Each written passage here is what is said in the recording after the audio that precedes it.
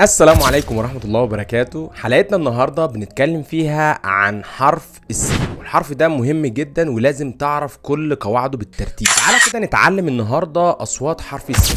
طب السؤال هنا، هو ليه كام صوت بالإنجلش؟ ليه 3 أصوات؟ بينطق س، وبينطق ك، وبينطق ش.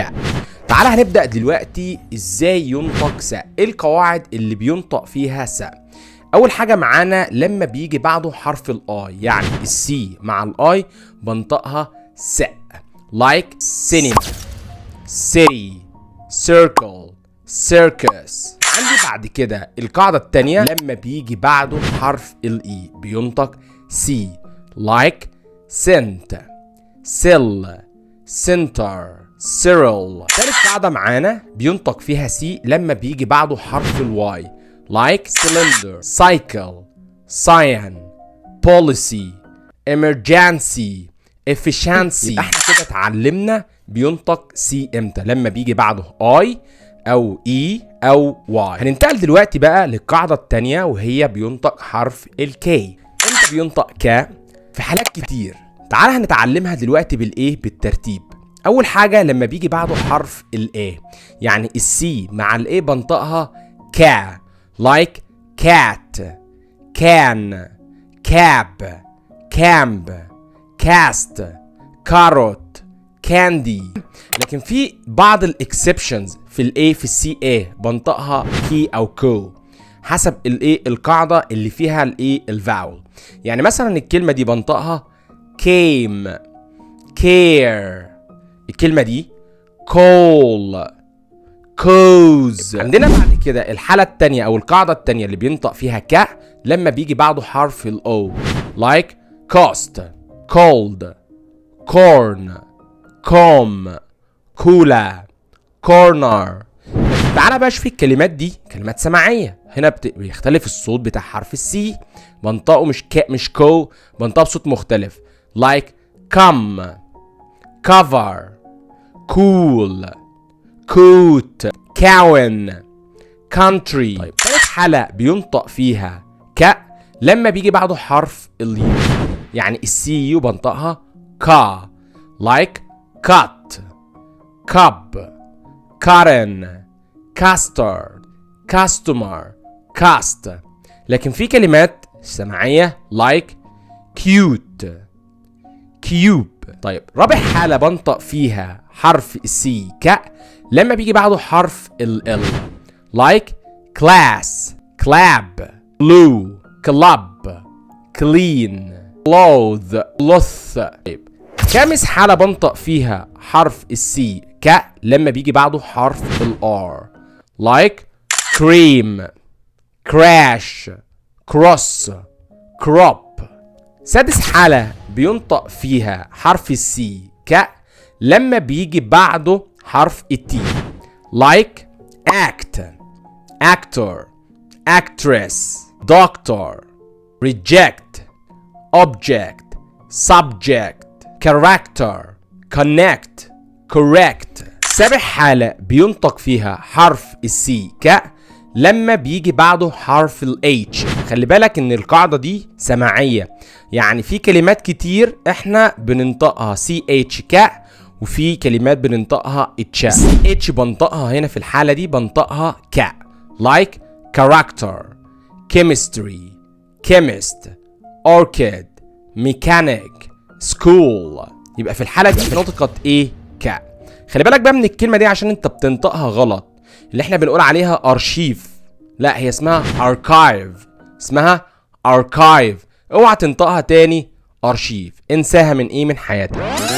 تامن حالة بنطق فيها حرف السي ك لما بيجي في اخر الايه الكلمة like mechanic, magic, logic, academic, toxic, atomic, scientific. يبقى احنا كده خلصنا كل قواعد حرف السي لما بينطق فيها س وبينطق فيها ايه ك. هننتقل بقى للجزء الاخير وهو نطقه ش. ش امتى بينطق ش؟ لما بيجي بعده اي اي like special, official, appreciate, commercial. خلي بالك برضو من الكلمة دي انها ما بتنطقهاش سوشيال، بنطقها سوشيال. سوشيال. تاني حالة بنطقها فيها شاء لما بيجي بعده IE like ancient ancient spacious spacious efficient sufficient efficiency.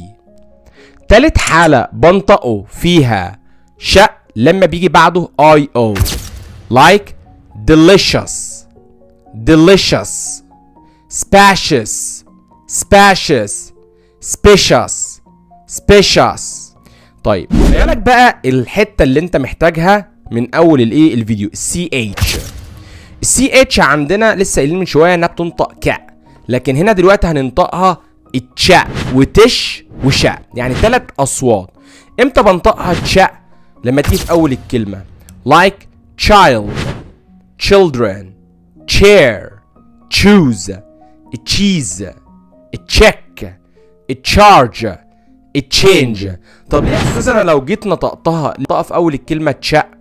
علشان لو انت نطقتها شا هتغير نطق الكلمة او معنى الكلمة. ازاي؟ يعني المعنى هيتغير. شوف كده الكلمة دي كلمة share share يعني معناها يشارك. طب تعالى اقرأها كده بقى بكرسي share share، يبقى انا لو قلت share ما عادتش كرسي، بقت معناها يشارك. لكن انا لازم انطقها كده chair chair، يبقى لما تيجي السي اتش في اول الكلمة انطقها تشا. طيب هننطقها دلوقتي في الكلمات دي تاء وشي like teach teacher touch beach coach coach rich reach such each. انطقها بقى في الكلمات دي شا like peach lunch launch match catch watch.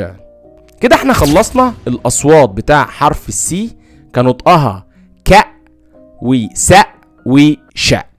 تعالى بقى علشان في اكسبشنز كتير. خلي بالك كده حرف السي لو جه 2 سي في الكلمة هعمل فيهم ايه؟ المفروض ان انا هنطق الاتنين يا اما ك يا اما سا. لا بص كده، لما يجي لك 2 سي والسي التانية جاي بعدها اي او اي او واي بنطق الاولى ك والتانية سا. زي الكلمات دي، اول كلمة معانا accident accept accent vaccinate vaccination. الكلمة اللي انا هقولها دلوقتي دي كلمة سماعية like soccer soccer cappuccino cappuccino. بعد كده لو جالك بقى 2 سي ومفيش بعد السي التانية لا اي ولا اي ولا واي، بعمل ايه؟ بنطق الاتنين ك like accord accordant accountant account accountancy accountant occasion. هنا نطقت الاتنين سي كأنها ايه؟ ك. حرف السي ما بيتنطقش، بيبقى silent. امتى؟ لما بيجي بعده حرف الكي، يعني سي كي مع بعض كده نطق الحرفين على بعض ك like back black snack block clock click pick kick sick duck luck truck. تاني حالة ما بنطقش فيها حرف السي لما بيجي قبله حرف الاس وبعده حرف الآ like scissor scene science fascinating scientific. طيب الدليل على كده ان لو جه حرف الاس قبل حرف السي وبعده اي حاجة غير الاي والاي والواي، يعني اي حرف مثلا A O بنطق السي عادي. شوف كده الكلمات دي like scary scan scar scoop. طيب اخر حاجة عشان ننهي بيها الفيديو بتاعنا، ان في كلمات لما بتيجي في الانجليش مش بيبقى اصلها لغة انجليزية، بتبقى متاخدة من اللاتينية او الفرنسية او يعني مثلا عندك الكلمة دي كلمة كولونيل اللي هي رتبة عسكرية، هي مش نطقها كولونيل، هي بتتنطق كده كارنول. كارنول. مثلا دايما يقول لك كده حرف السي اذا جاده اي او اي او ينطق ايه سا. طب الكلمة دي شوف كده اوشن. اوشن ليه نطقتها شاء ما نطقتهاش سا؟ لانها كلمه سماعيه مش من اصل الايه، من اصل اللغه. ويبقى كده انا وصلت معاكم لنهايه الايه الفيديو. اتمنى تكون استفدت من الفيديو وعرفت النهارده ازاي تنطق حرف السي، ازاي تنطق حرف السي بكل قواعده. اتمنى اكون فدتك في الفيديو ده، وما تنسانيش بالدعاء واللايك والكومنت، واشوفكم ان شاء الله في فيديو جديد. سلام.